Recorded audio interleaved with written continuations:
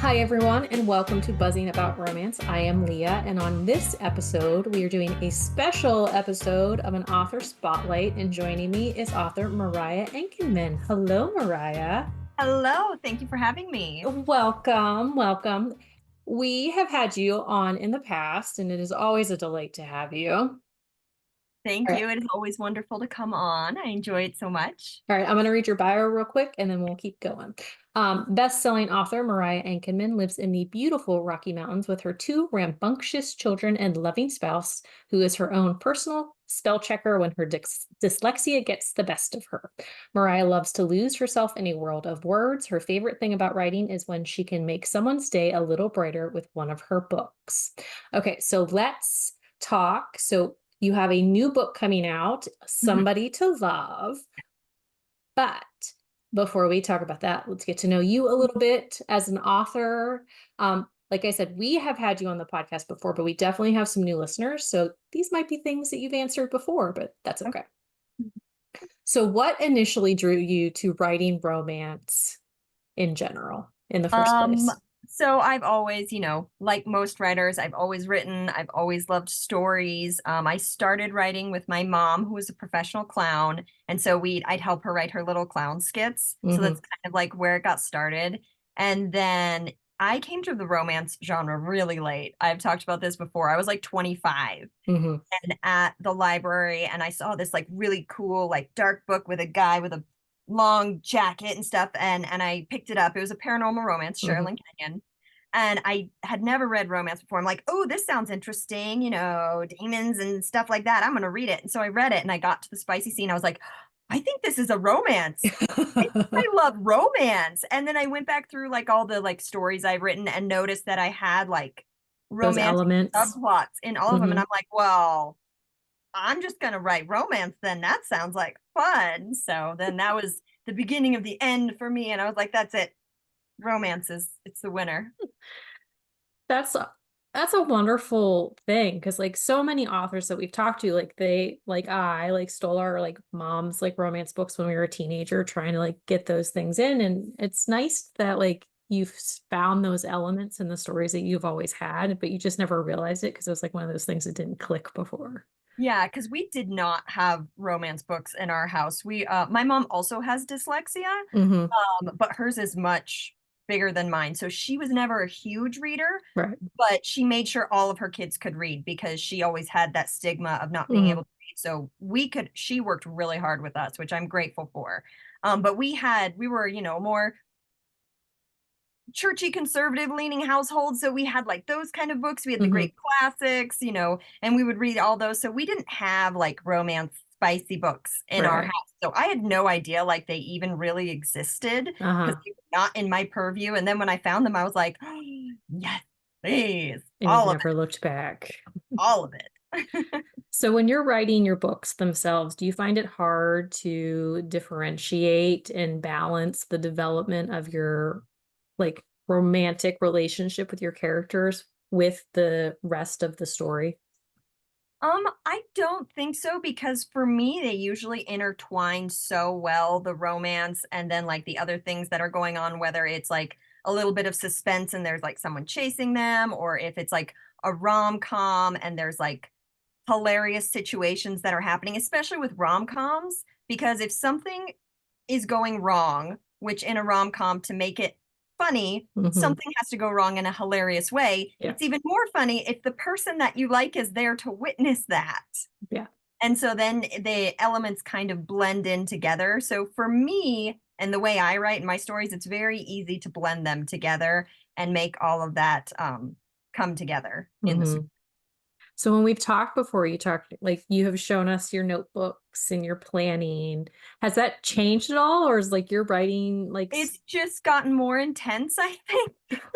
I think last time we talked, I hadn't started doing W plots, hmm. which is my favorite thing now. I found the W plot method, which is like a screenwriter method. And let Okay. me see if I have an example of a W plot here. I'm sure I have it somewhere. Oh, here it is. So this is one that I'm working on right now.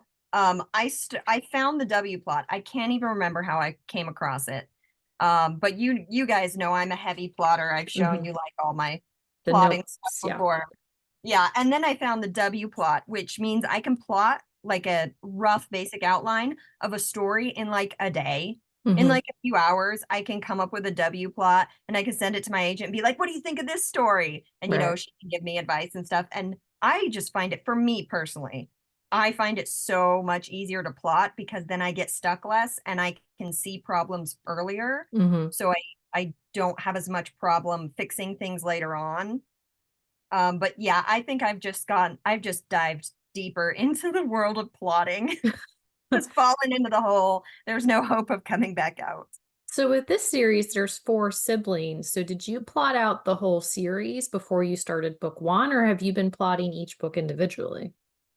Um, I've been plotting each book individually. I kind of had like an idea for each story, and the fourth book I plotted the whole thing out, and then went, no, this isn't going to work and I don't like it. And threw that plot away and Uh-huh. completely replotted the fourth book totally differently. And I like the fourth one much, much better because I have the first draft of the fourth one finished. Right. But yeah, I just kind of had like the four siblings and they own a distillery and they're each gonna fall in love. Um, and that was like just kind of the overarching Hmm. series plot. But yeah, each one as I go along, I plot So each one that, individually. and this is your first fully like family series, right? Like you've done like a couple siblings and series before, but Mhm. like this is full-fledged family series. Like Yeah. what, like was it just something that came to you and you're like, oh, like I have these four people, I really want to tell their story and I'm just going to go with this? Or like, did you think, I really would like to write a family series and kind of go a little bit different direction than I had before? It actually came about because I saw a bunch of people doing like brewery series, like Hmm. set in a brewery, and I'm like, oh, I should do that, but I don't like beer. I'm actually allergic to beer and I don't like drinking it. And my Hmm. spouse was like, babe, you love vodka. You should do a distillery series. And then I'm like, and then we can go to distilleries and I can count it as research, which we've done, and it's delightful. Thank you, Devil's Head Distillery. And so I was like, yes, that's brilliant. It's people that own a distillery. And he's like, and what if they were siblings? Because I have a lot of siblings. I'm one of six. So Okay. I'm like, yes. What if they were siblings and there's one girl and a bunch of brothers? Because we had one brother and a bunch of sisters. I Hmm. always wanted more brothers. So I'm like, well, fictionally, I'm gonna have a lot of brothers. So yeah, I was like, what if they all own a part of the company? Hmm. And so that also creates tension because when you're in business with friends or family, there can always be tension there and stuff. Hmm. So yeah, I was like, yes, a distillery, and they're all siblings, and who doesn't love reading about brothers?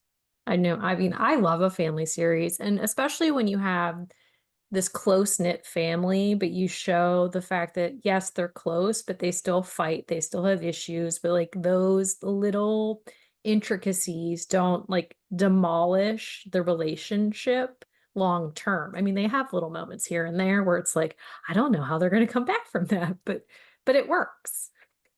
Yeah, I think that's the hallmark of siblings, at least in my household. The more we insult you, the more we love you. So we call you a butthead, we call you a jerk. That's synonymous with I love you in sibling speak. It's your love language. It is our love language, giving each other crap. So you've been really open about your dyslexia and like all the other neurospicy life that you lead. Do you find that to be very challenging when you're writing, or does that kind of level you in some ways? Like I personally, like I have the attention span of a gnat. So like unless something really engrosses me, like I have a hard time focusing. And as I'm getting older, it's getting worse. But do you focus well like when you start writing, or do you find you have to have little like tricks and tips or gadgets around to help you with that focus?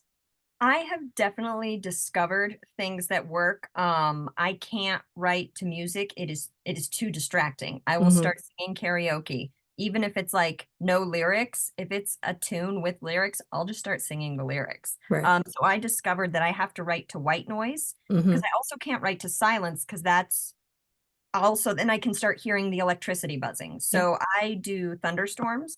I'll Okay. turn off like rainstorms and I can write to that. I also have a difficult time writing in public because like I can feel people perceiving me. And so then I feel like I have to put my mask on. And so then Right. it's hard to write.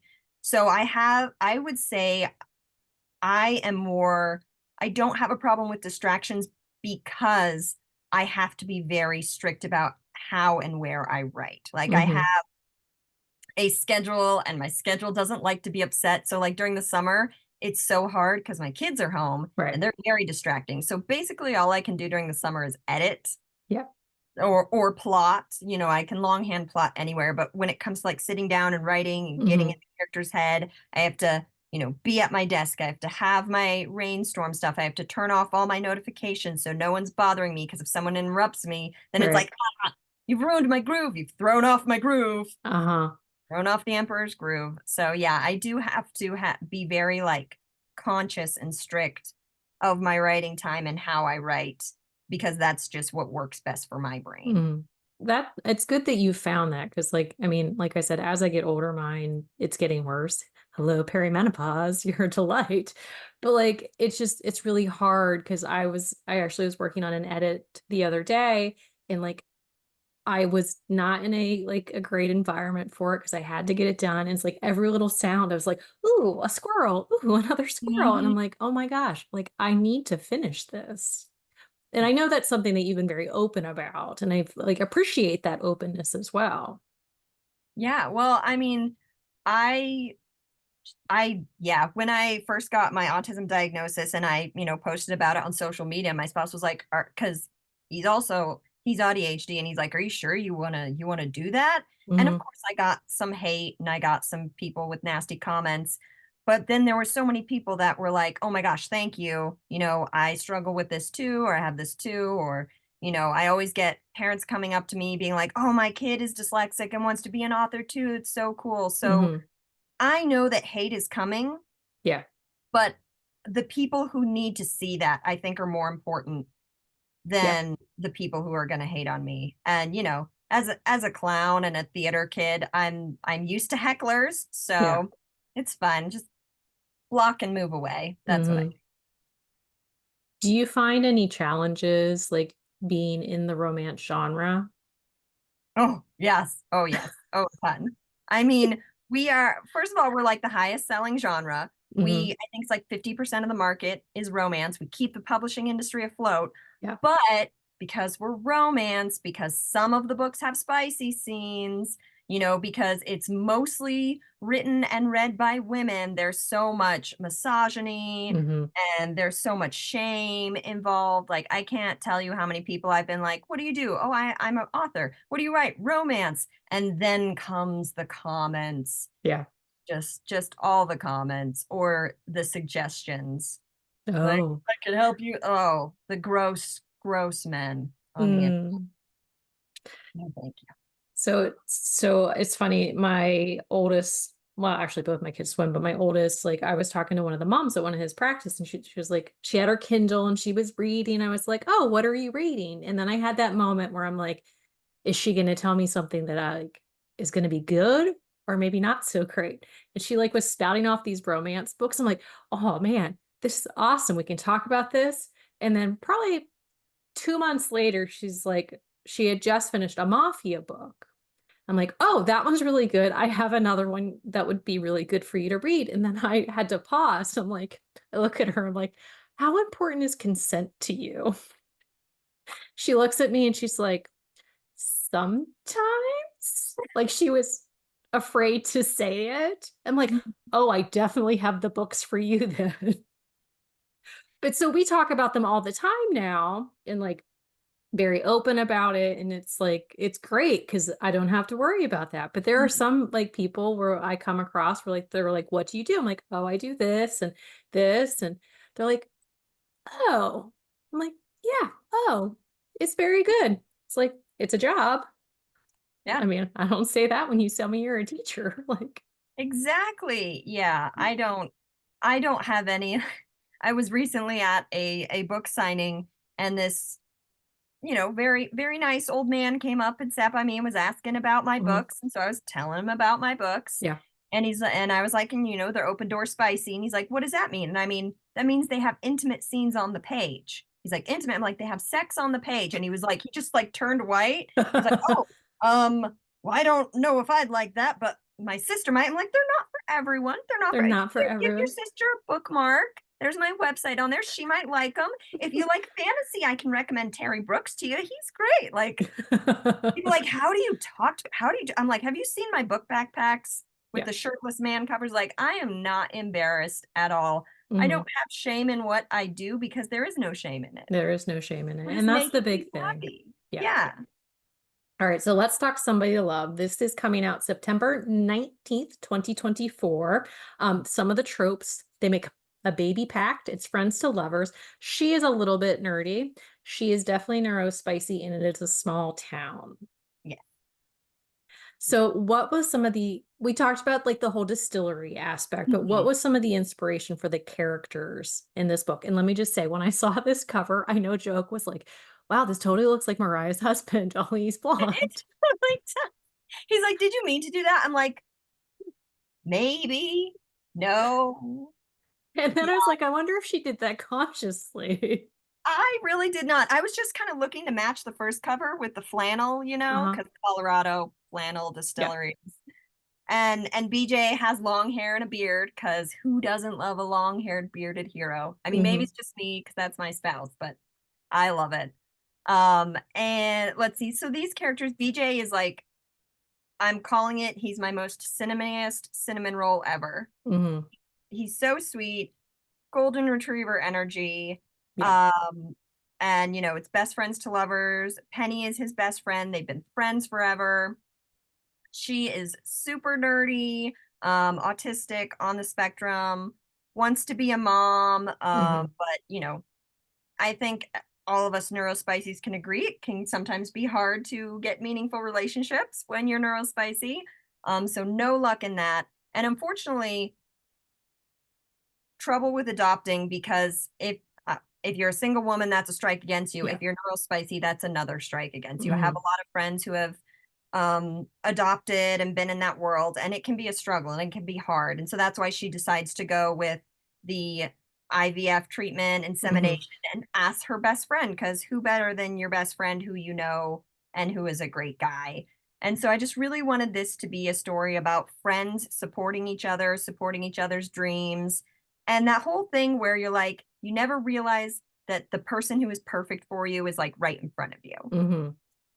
because they are just so perfect for each other, but they don't want to lose what they have, and they're so scared of that they have, they've never started anything, because that in relationship that is most important to you, if you change that and it destroys that, that is terrifying. Yeah. It's a terrifying thing to think of. So that's kind of their struggle in the book, um, around that. And I just love a good friends to lovers. Well, and one thing I really enjoy, and this is in chapter one, so I'm not spoiling anything, is like when she decides that she's going to ask BJ, there's a whole thought process behind it. Like she went through the book, she went through like the jobs, like the qualifications. Like when you go through those like IVF sperm donor stuff, like there's like lists and lists of like information, like age, body type, like all that stuff. But her whole thought process is like there's that nature versus nurture like argument that she goes through. She's like, I need to know that they had a good upbringing. I need to know that they were a good person, like who they were inherently. She's like, the paperwork doesn't tell me, like, were they a bully? Were they a kind person? Were they like a star athlete? Were they this or this or this? And I really enjoyed that. I mean, granted, the neurospicy like side, like she's gonna overthink, Yeah. but at the same time, like the overthinking is very valid in this case. Yeah.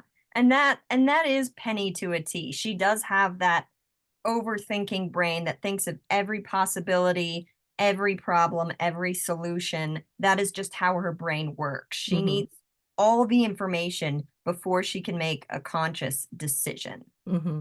And so that's Penny. Well, and when she first shows up to talk to BJ, like she freaks out and but he like recognizes when she's getting lost in her head. And I think that's a really nice thing because that's the thing. Like they have been friends for so long. Like she ended up skipping grades. So there's a little bit of an age gap between them, but it's not like significant. But like they were basically like growing up at the same time. But since she was so much younger, but so intelligent that like she had a lot of issues. Like she was bullied, she was made fun of, and like BJ became her protector. And so like he recognizes like when she gets so lost. And I just think their connection was just so easy for them. Yeah. Yeah, he and it, it even in the book it talks about how the first time they met he was protecting her from Hmm. the people who were bullying her because that's just who he is. He's a twin, the oldest twin, the not the oldest twin, he's the second oldest twin. So Yeah. even though he's like the oldest in the hierarchy, he's still the second child. He's got that very Hmm. like protective instinct of those around him who he loves. He sees things that others don't, and he just wants to make everyone in his life happy, even Hmm. if it's at the expense of his own happiness, which Hmm. is detrimental. But he just wants people to be happy. He wants Penny to be happy, and he's not going to let her get away with, lying to him or herself. If something's wrong, he's going to find out what it is, and he's going to Hmm. do what he can to help. Yeah, well, and one of the things, so the father of all the kids, he had passed away when they were little. And I feel like, so grief is always one of those things that people don't know how to deal with. But I thought that the way that you had all four of these kids and the mom like deal with grief over the same situation, but vastly differently, was so spot on because grief hits every single person differently. You can live through the same exact scenario as somebody else, but you are affected differently than they are. And I just think that was really well done because it's so true. Like grief is individual. Mhm. Yeah, that is absolutely true. And I appreciate that. Yeah, we've had some grief in our family.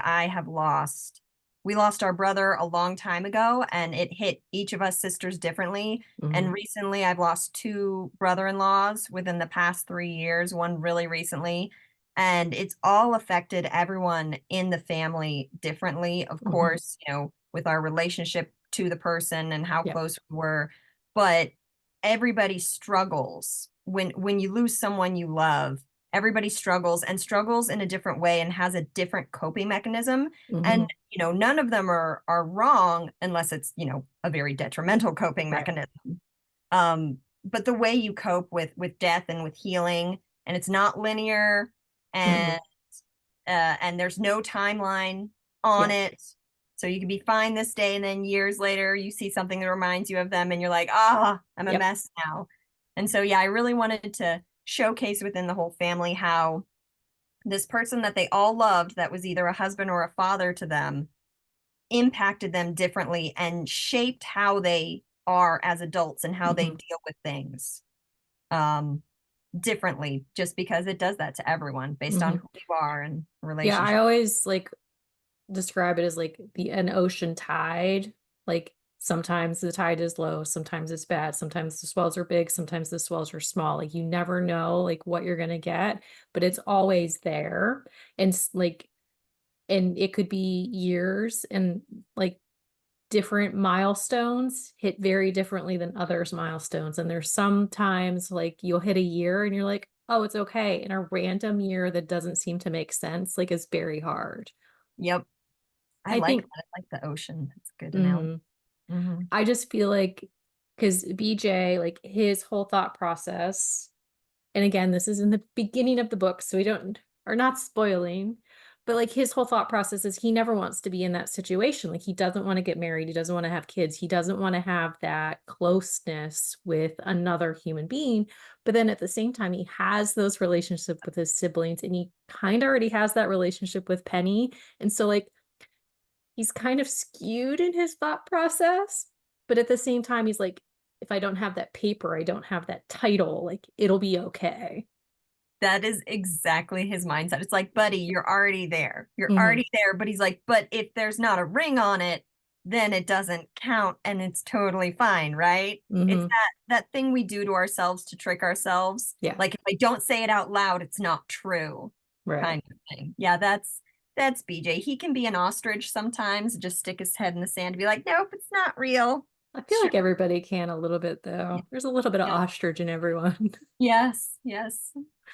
So then one of the newer trends in romance is the lack of the third act breakup. Now, they have like a third act pause. Mhm. Book one has a actual like third act breakup. How are you like what are your feelings on this trend? I think depending on the book, it could work or not. I'm a sucker for a third act breakup. I like a third act breakup. Hmm. Um, but also if like I think there needs to be a third act something. Right.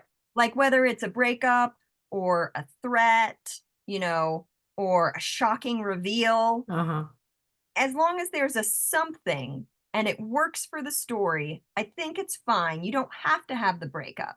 But I Right. really do like the breakup because I do love the groveling scenes. I love Hmm. it. I love it when they have to grovel because I like a good it's when grovel. they spew out the words that they've been holding in the whole time and they, crack their hearts open. And I Hmm. love that part. It's one of my favorites. So Yeah, I'm a I fan, but it agree. can work if it's done right. I think you don't need it, but you need a third act something. I agree 100%. Like a lot, like I'm a big suspense reader, and a lot of times those don't have the third act breakup, but they have like a third act event. Like there's always something huge happening. But like I agree, you need that. But I've read a couple books recently where there's nothing, and then it's like, I need more. Yeah. But I mean, it happens. It's a trend. Hopefully, it's not a trend that lasts super long. But hey, whatever. Trends come and go. Exactly. But I do love the family dynamic in these Jackson books. I think that the relationships are wonderful. Charlie is a little dynamo that I can't wait to read about. I have a feeling she is going to be something Oh. else. Oh, I'm a little worried about Charlie's book because I know people are going to say she's an unlikable heroine because Hmm. her whole story is that she's going to anger management for her anger issues, which she has Yeah. because her father died when she was young and she was raised with a bunch of brothers and Hmm. you know all that. So, but I love Charlie. I love Charlie's story. I think she's great. She doesn't take anybody's crap. She says what's on her mind to the detriment of herself sometimes, but she is very sweet and kind and loving. She just doesn't take any abuse from anyone and doesn't Hmm. allow people to abuse others. She's like, an avenger, but the kind of like anti-hero Yeah. kind of, because she's not sweet and nice about it. Yeah. And I think some people might not like that, but if you like unlikable heroines, Charlie's gonna be your girl. I'm looking forward to her, especially like when she spouts out the Jack's accents. Like I can't even really say it, but like when I first read that, I was like, was that a typo? And then I read it again. I'm like, oh no, that was on purpose. And I loved it. That's her loving nickname for her brothers. I Yeah, mean, they were a little overbearing. So they they can be. I think they But deserve it. yeah, I agree. Okay, one final question. If there is one thing you want readers to take away from Somebody to Love, what would that be? Oh, one thing I would say, don't let the fear of what could go wrong stop you from going after what your heart wants. I think that is this book in a nutshell. Hmm. Don't let the fear of what could go wrong stop you from going after what your heart wants because that is their main problem. Yeah, I Go think after that's what great. your heart wants because even if you fail, at least you can say you tried. Hmm. If I you love never that. try, you'll never know. Exactly. Well, thank you so much, Mariah, for joining me for this author spotlight and chatting about your new book. Thank you so much for having me. And until next time, everybody, happy reading. Find us on Instagram at Buzzing About Romance or on Twitter at Buzzing Romance. If you like the podcast, please leave a review. If you'd like to support us directly, join the Bookcase and Coffee Patreon and receive exclusive content only available to Patreon members. Check out bookcaseandcoffee.com for our on-the-shelf show notes.